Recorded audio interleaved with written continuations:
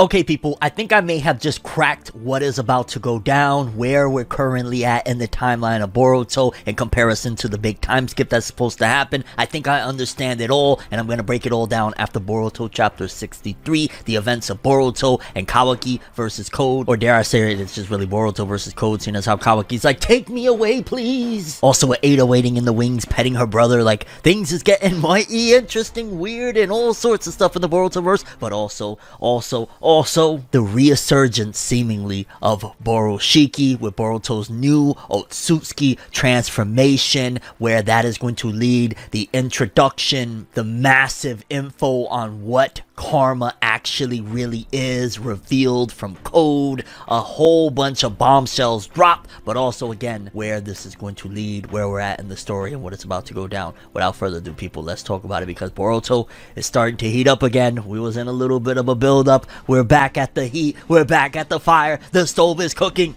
Let's talk. No matter how you feel, get it done. No matter how you feel, get it done. No matter how you feel, get it done. No matter how you feel, get it done. Okay people, so with Boruto chapter 63, a lot to discuss and dissect, in particular because right now I'm calling it, I feel as though this might actually finally be where everything is about to come to head, where the time skip is going to lead. Now if you just alone connect everything with the anime where it's at right now, how we're only about 6 chapters away from where the anime is at, a big rebrand is possibly in the very near future. It was just less than a year ago that the artist Ikamoto said that we're real close to the time skip, and right now this might actually be Boruto's version of Naruto vs Sasuke part 1, and what I mean by that is essentially a lot of the things that aligned back then are aligning now, in terms of Kawaki wanting to leave, in terms of Sasuke wanting to leave, in terms of Naruto wanting to stop Sasuke, in terms of Boruto wanting to stop Kawaki. It's just different situations going down on how that's happening. It's not necessarily like a whiny Uchiha like, oh, I want to stop my brother. I know, relax. I get nostalgic for it too. No need to defend it. It's just a joke. But with Boruto 63, one of the big things I gotta commend is that cover art. It looked kind of cool. It looked like, I don't know what the heck they were doing in terms of like,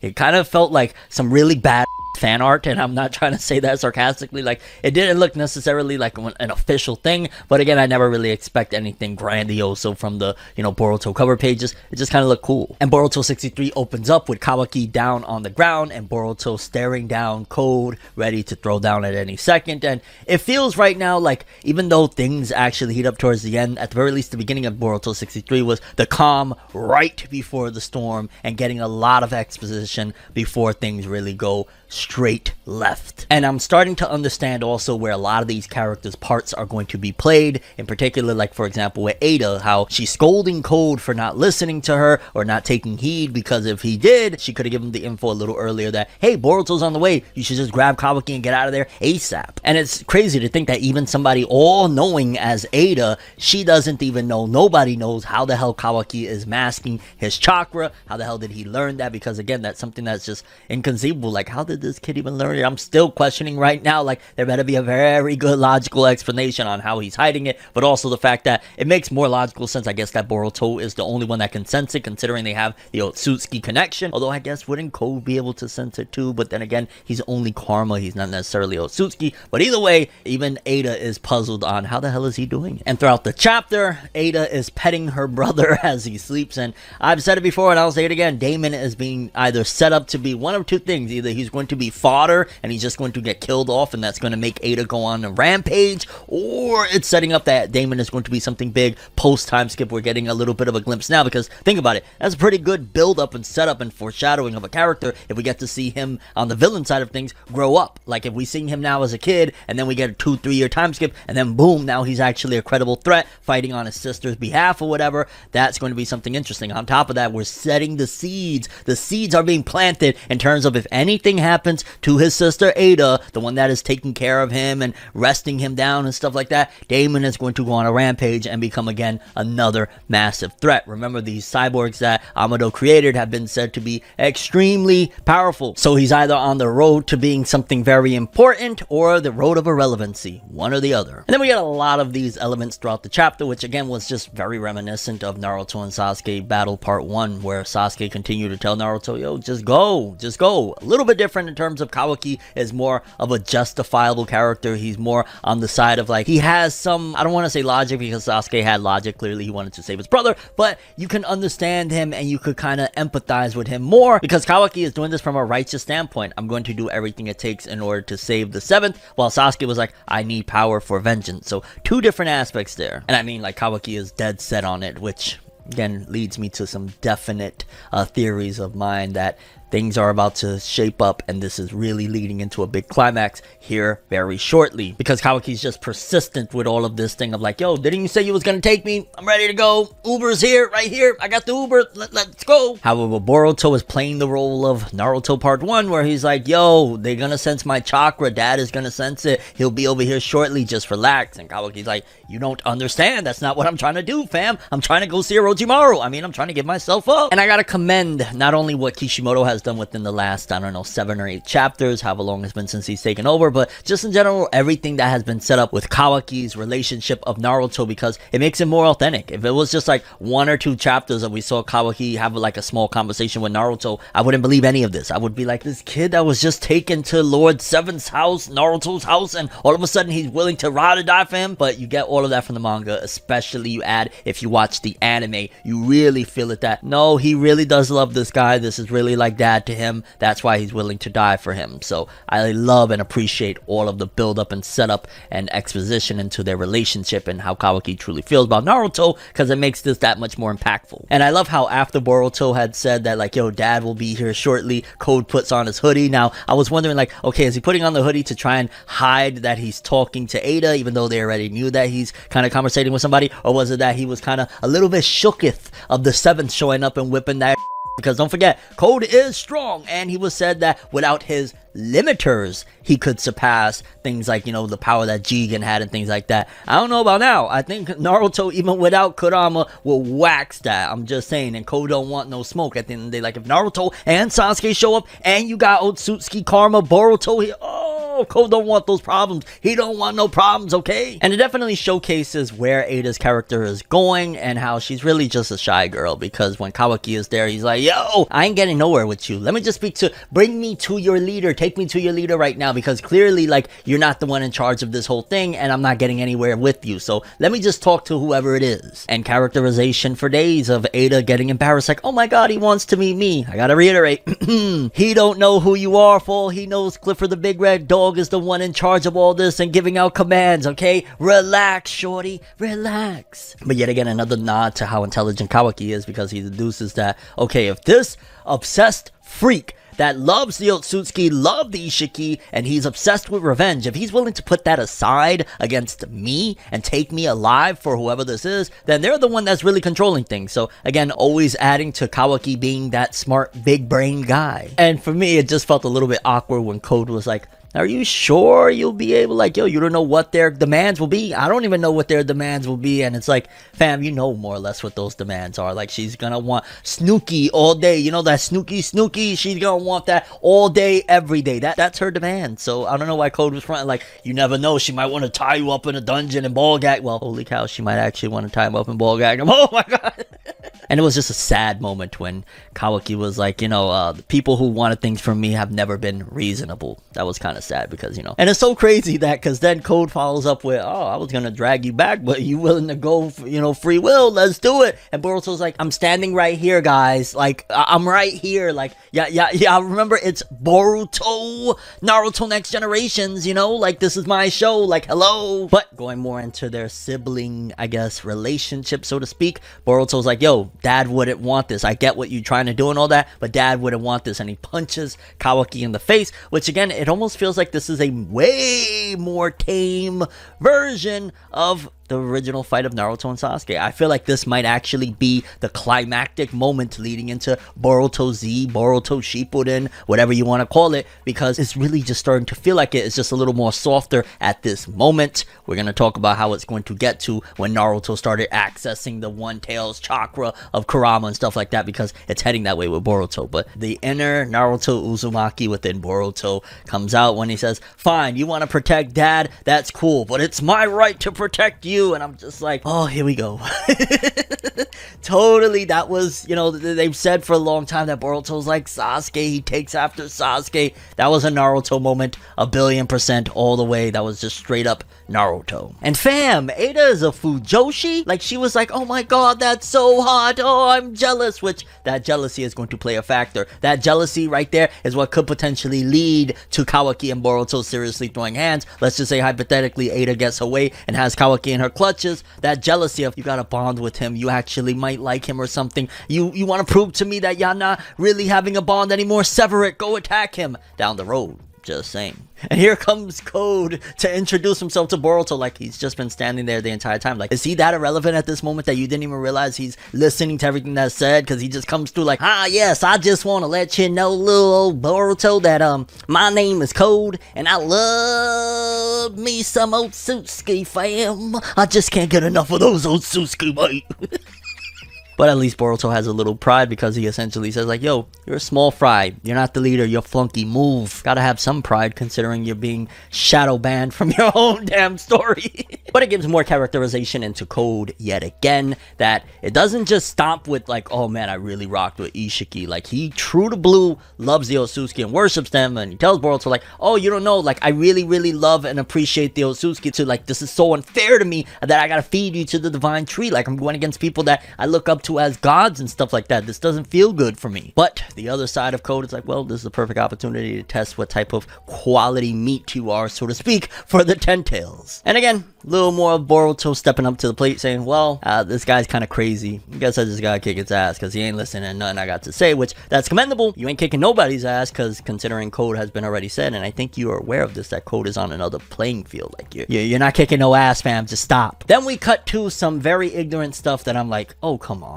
Oh, come on. Like, sometimes I really hate how Boruto, the series, downplays the previous generation. Like, Ino and all of these people, the search units, they can't find no trace of Kawaki. They don't even understand or anything what's going on. And then on top of that, this right here, I ain't gonna lie, it really got me tight. I was really upset of like, this sounds silly. This really sounds silly that Naruto wasn't keeping tabs on his son that he knows is kind of obsessed with Kawaki and will do whatever, because then he's like, well, let's bring Boruto in here. He could sense the damn kid.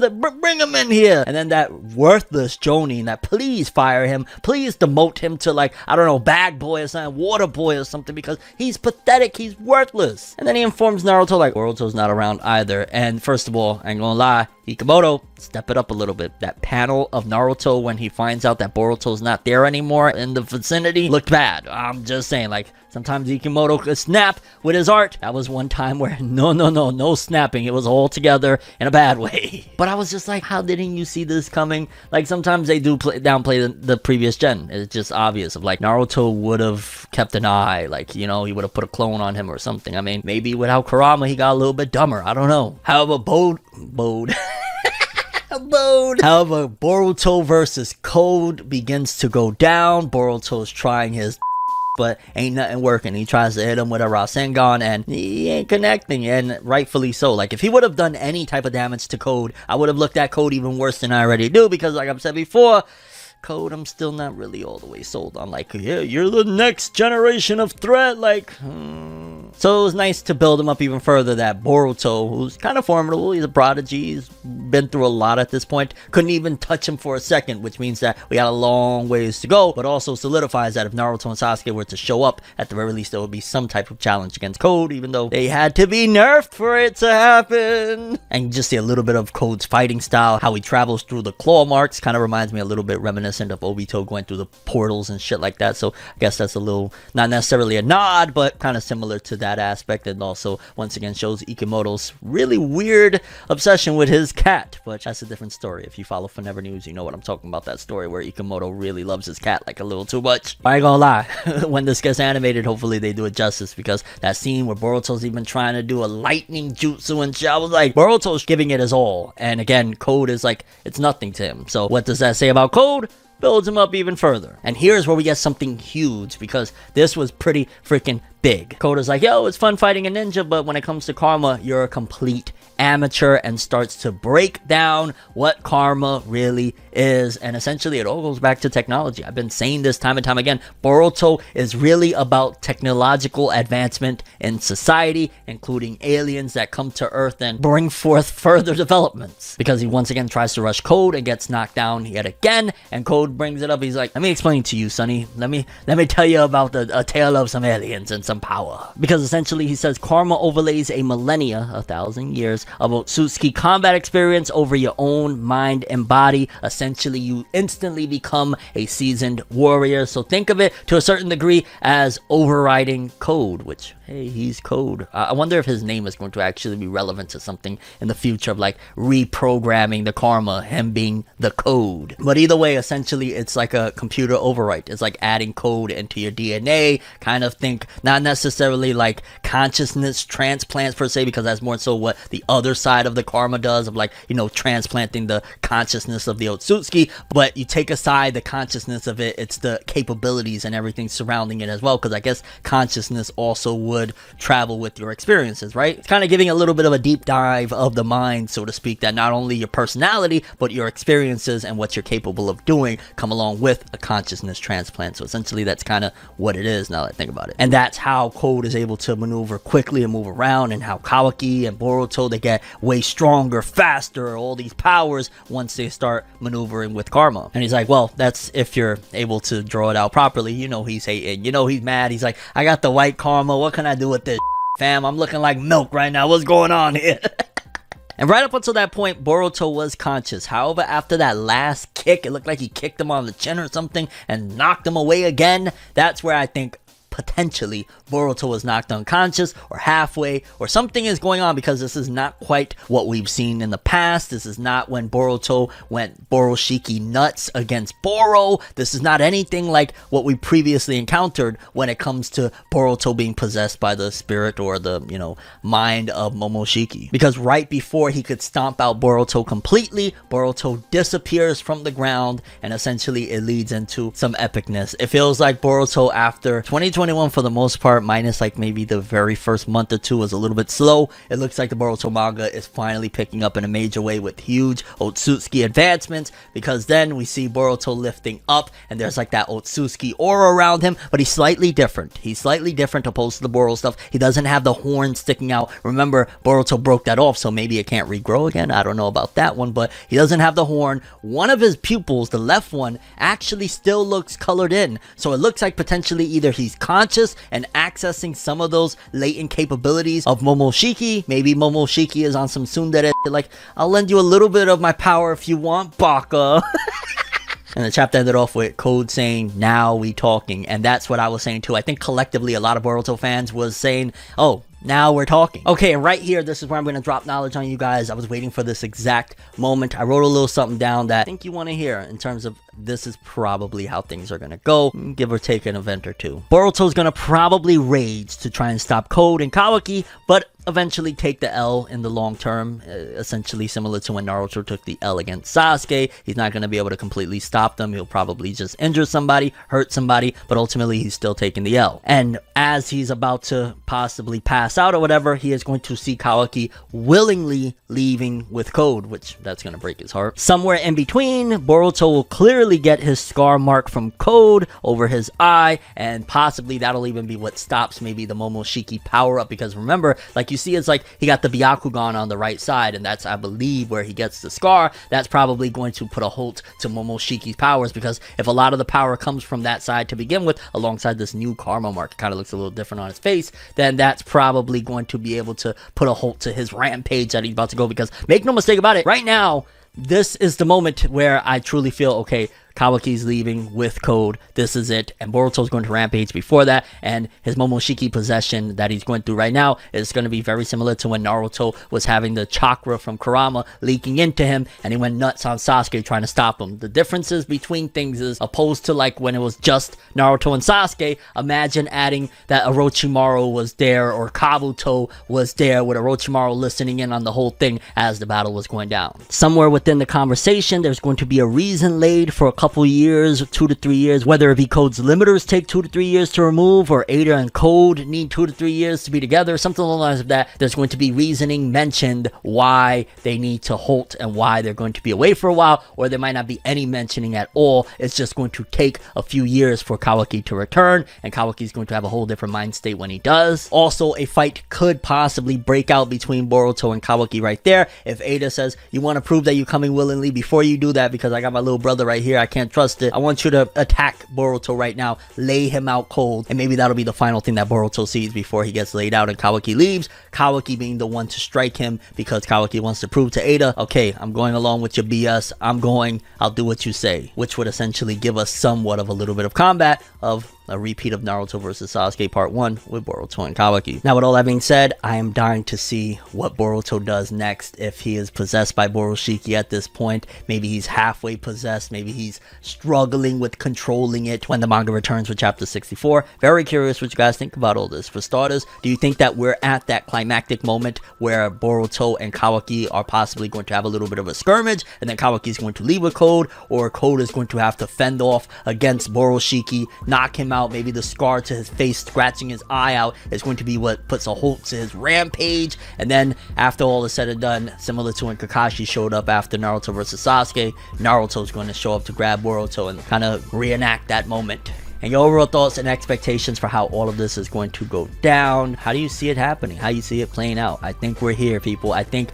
we won't enter 2022 without the time skip being in progress. But that's all I have for this one. Thanks for watching. I hope you enjoyed. If you liked anything I had to say or enjoyed the video, drop me a like. I'd greatly appreciate it. And if you want more from me, make sure to subscribe, follow me on Twitter, Instagram, hit that bell to get all notifications. And if you want to follow any of my other social media, links are in the description below. I'm ForneverWorld, and as always, people, have an awesome day. And remember the golden rule: anime and manga on life, boy. Have an awesome day. Peace in.